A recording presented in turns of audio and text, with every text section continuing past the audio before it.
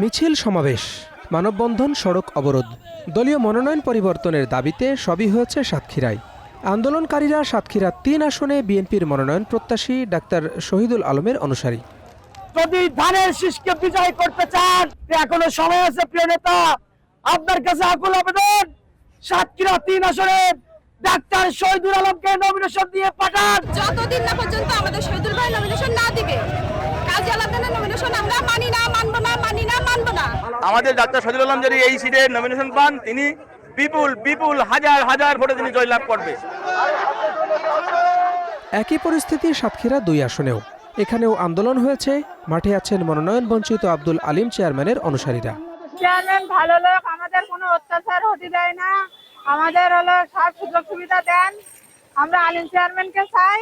এই সাতক্ষীরা জেলার ভিতরে এমন কোন ব্যক্তি বলতে পারবে না আলিম সাহেবের কাছ থেকে এসে খালি হাতে ফিরে গেছেন। বিগত 17 বছর এই দলকে নিয়ে উনি লড়াই করেছেন।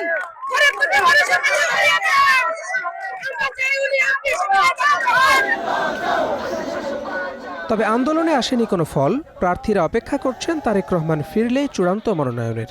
তবে সিদ্ধান্ত বদল না হলে মনোনয়ন বঞ্চিত দুজনই স্বতন্ত্র বা বিদ্রোহী প্রার্থী হতে পারেন, এমন আলোচনা জোরালো হয়েছে। এ নিয়ে আব্দুল আলিম ও শহীদুল আলমের সঙ্গে যোগাযোগ করা হলেও মন্তব্য করেননি তারা। সাতক্ষীরা ২ আসনে মনোনয়ন পেয়েছেন দল থেকে বহিষ্কৃত নেতা আব্দুর রউফ। অতীত ভুলে ধানের শীষের জন্য কাজ করার বার্তা দিয়েছেন তিনি।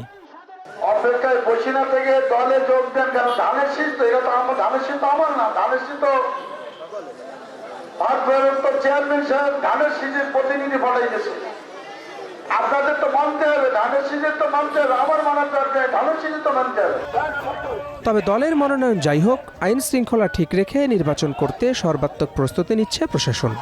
এখানে পুলিশ ডিপার্টমেন্ট কাজ করছে, আমরা ইউনোরা কাজ করছে, সবাই কিন্তু সমন্বিতভাবেই আমরা কাজ করছি সার্বিক আইন শৃঙ্খলা পরিস্থিতি যাতে সমন্বিত থাকে, কোথাও যাতে নিরাপত্তার ঘাটতি না হয়। বিশেষ করে আমরা নির্বাচনের যে অফিসগুলো রয়েছে এগুলো কিন্তু নিরাপত্তা জোরদার করেছি।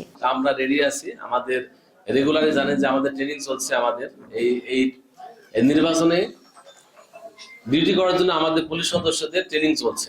আমরা আশা করি আমরা একটা ভালো পর্যায়ে যেতে পারবো। জেলার 4টি আসনে মোট ভোটার 18,04,345 জন। Desk report, star news.